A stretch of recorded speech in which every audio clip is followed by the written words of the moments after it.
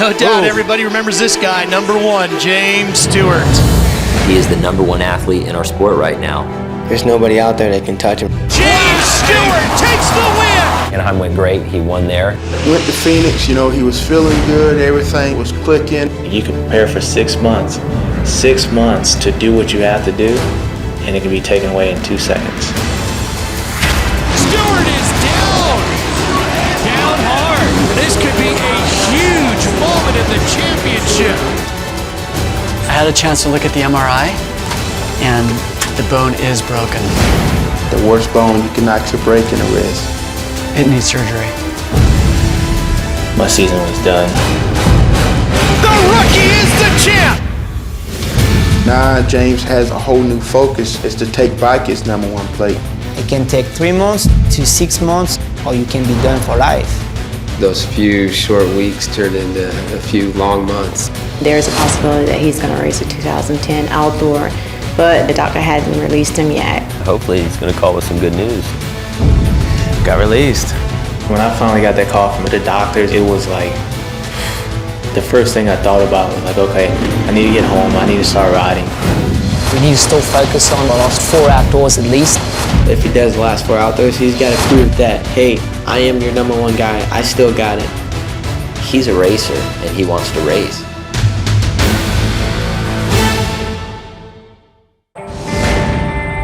After spending so many weekends at home, we made it to Unadilla.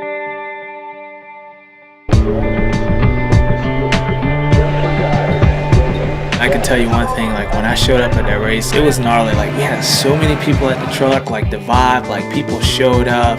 I hate to just put you out there to sign them at random because people will go absolutely nuts. I'll sign whatever you want to sign, yeah.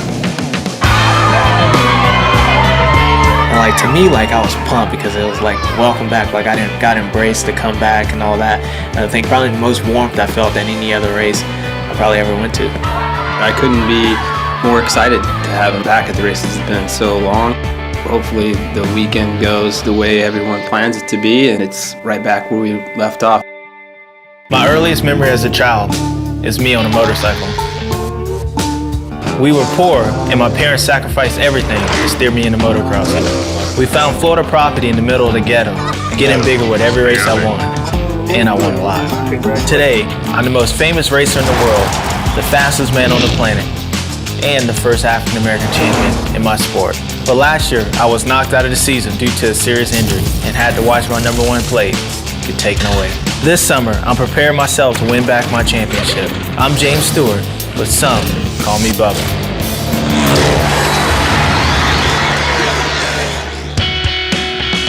We are excited to go to Unadilla, also because the Motocross Nation. The Motocross Nations is huge in our sport because you do it for your country. The Motocross Nations is the Olympics of our sport, and that's a huge race for everybody. It's a worldwide event. It's usually the top 3 guys, the ones that are doing the best at the time, they're usually the ones that get chosen. If he does the last 4 outdoors, he's got to prove that, hey, I am your number 1 guy, I still got it, and I can go out here and win for the U.S.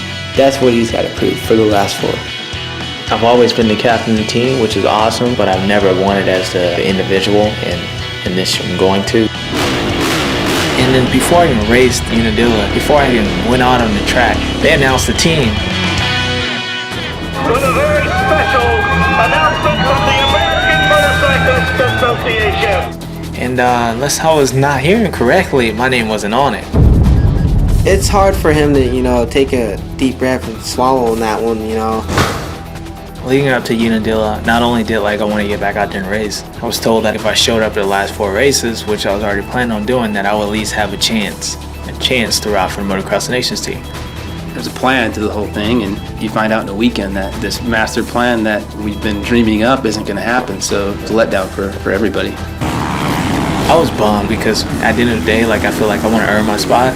Just give me a chance, I can make it happen, but they took that away from me. He was told one thing and got another, but he's an adult and he'll be all right. After the announcements, James obviously was not too happy, but everybody tried to put that aside.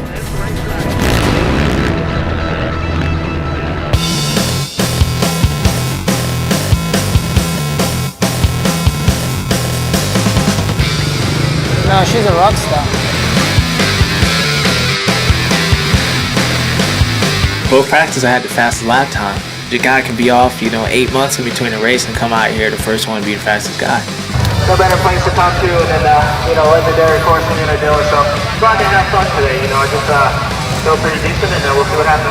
Pumpkin has the ball today. It's got the fastest lap time of the day with the 2:05.8. Make some noise for James Stewart! Practice for me is the best part of the day, because it kind of sets the tone for how the rest of the day's going to go. And both practices, he set the fastest lap time, but he didn't have to be rocket science to figure out the bike wasn't working right.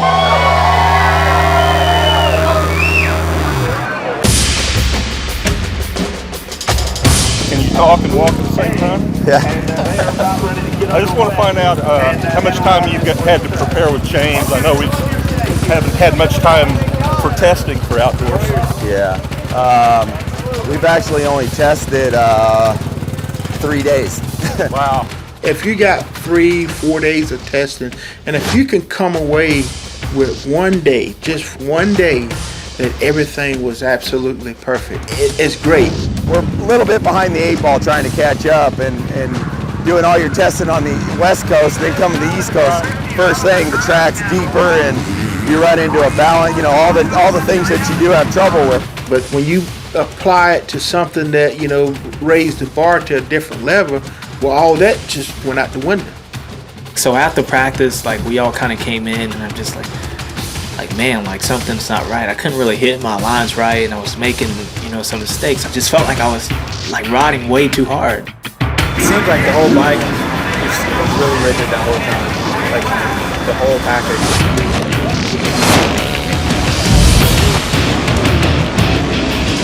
When you get a good rider like my brother that knows everything on a motorcycle, he can feel everything. Was the grip better? I mean, it might have been, but And you didn't feel that before? I mean, we're in a whole different world here. James has never rode a Yamaha outdoors before. They had no base setup, so without any information, without ever riding and being off the bike, you really don't have any way to go back. You know what? Usually at Unadilla we do this and this and this, and it's always been a lot better, so let's just go in that direction. He's kind of just shooting in the dark. You're talented, so you'll figure out how to ride it as long as it's rideable. You know what I'm saying? Yeah, that's not right. No, I can see that. I can see that.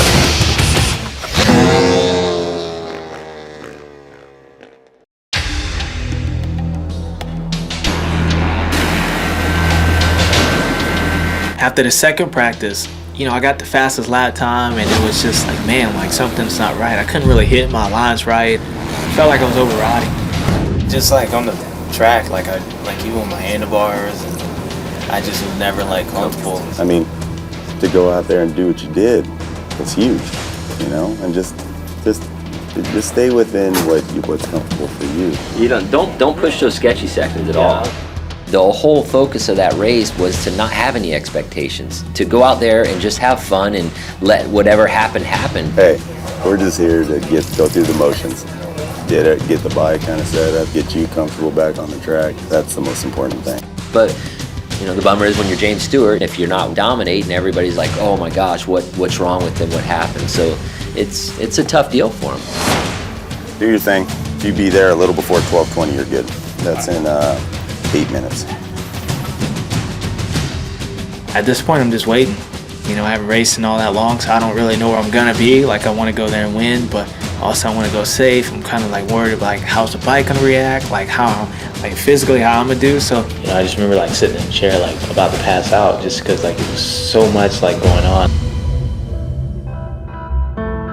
All that time, it's been way too much. I'm gonna be out the rest of the season. That's not what I was hoping to hear. Go ahead and lie face down there. Just bend your elbows some more. We want to get that wrist. You never miss your water till your well run dry. Well, mine's is dry. I've been waiting for 4 months. Until you get the sheet of paper that says, yes, you can ride. I don't know if they can give me that sheet of paper. If you're not racing, you gotta have you somewhere doing something. As far as you're not racing motocross. As soon as they sign that paper, I can ride a motorcycle, I'll be back racing. Man, I gotta ride. No, we ain't riding. I don't know what's going on, man. Kind of sitting here waiting on a phone call, too. If it's not the news that we want to hear, Let's not even go down there. Anybody that's tied to James in any way, the number one question in this summer is, when is he going to start racing again? Honestly, I've been thinking, like, will I ever race again?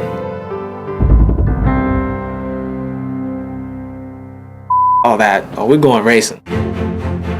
Like, we're going racing, we came here, so we're gonna go out there and do it. It doesn't matter what, everything that's happened in the past, it doesn't faze me. Like, my mentality is, like, win or die trying. That's always the way I've been.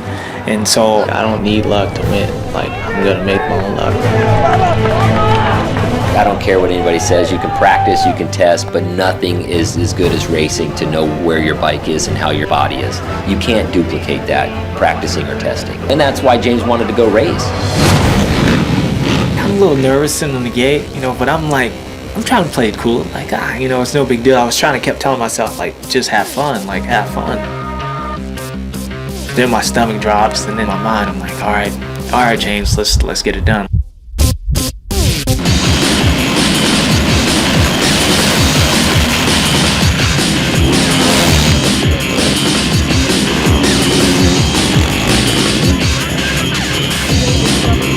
I just remember, like, not racing for 8 months. Those guys were going so fast the first lap. I'm in third. It was Dungey leading, and the Saul guy, he came from Europe, so I don't even know who this guy is. And I couldn't pass him. Like, I just couldn't pass him. And we went through the first 2 corners, and I said, oh, this ain't gonna be good, because I hit some bumps, and it was just like, my bike was so, like, rigid. And then so I rode 35 minutes, like, hard out, and it was just so hard for me. Like, it was obvious. You made it to the end of the moto, but it's deep. I think it took a lot out of James to ride that 30 minutes. You might be fine and come off in 30 minutes, but you worked twice as hard as the other guy to do that.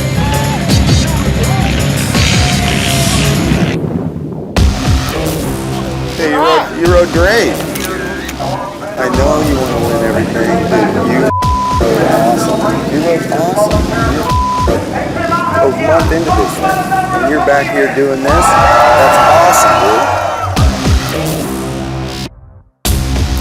So I got third place the first moto, and then, did the podium speech. And I remember feeling like I've never rode that hard in my life.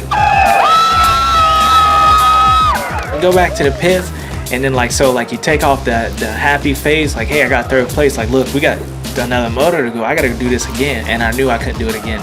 I knew I could not go that same pace another 35 minutes without hitting the deck. In motocross, you race 2 30-minute motos and 2 extra laps. So, they could be running, 35, 36 minutes, hard on, twice. It's kind of a mad dash. After one moto to the next moto, I think it's about an hour or so of preparation before the second moto. So the team is working on the bike setup. If the bike was more like it was in practice, the first practice, do you think that's the way to go? But you don't know right now. So is the biggest sensation in the rear of movement? When he went to race, if he would have raced, he would have won the race. He was just in the race.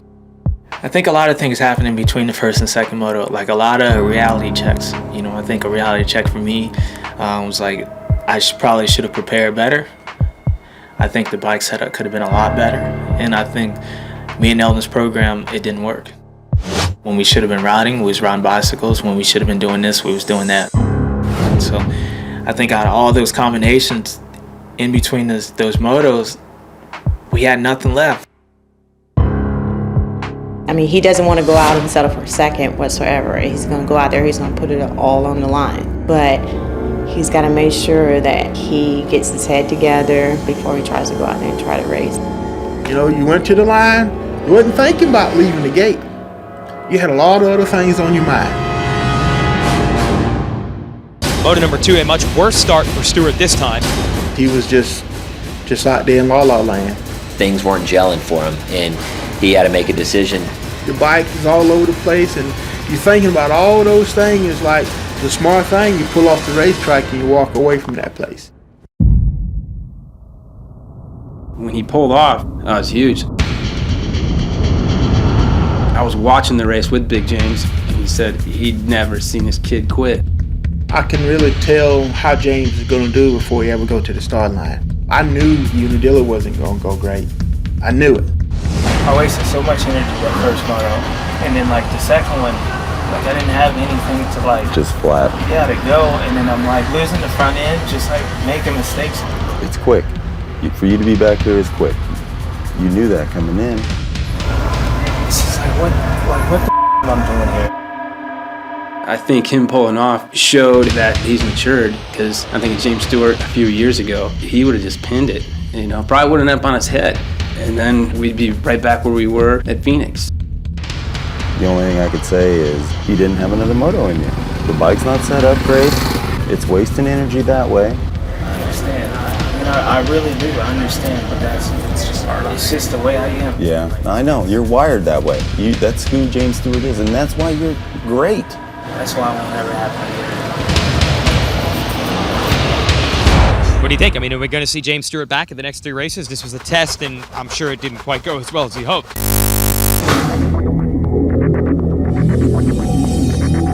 After Unadilla, James really was concerned about the bike setup and everything, so he shot out to California to start testing right away to get prepared for the next race. From seeing what really went down at Unadilla, Things went from bad to worse. He eventually pulled off in some frustration, didn't finish moto number 2. I realized how far we was behind. I knew Southwick was even rougher than Unadilla, so I looked at all the track, and they only got rougher. When James do some testing, it's a lot of work.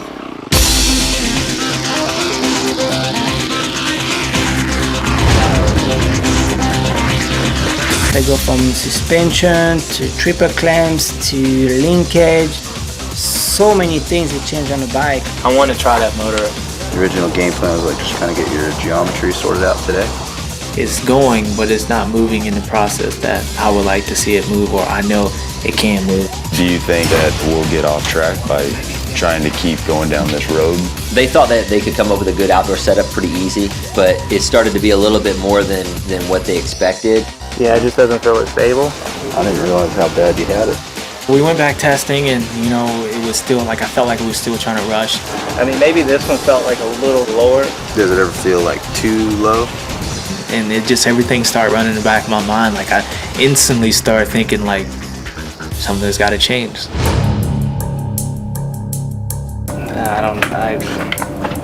It's all about how comfortable and how good I feel. Yeah, it just seems like, you know, I think I might feel better if I had more time, but I haven't had a chance. I don't know. So I was like, all right, guys,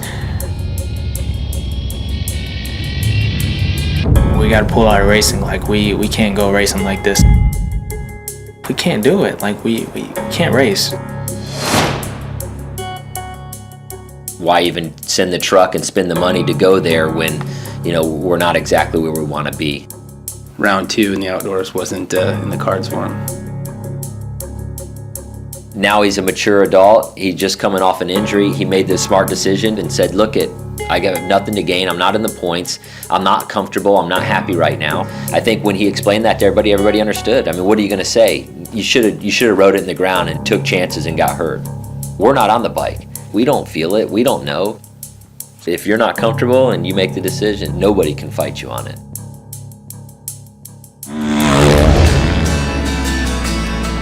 2011, it's all or nothing.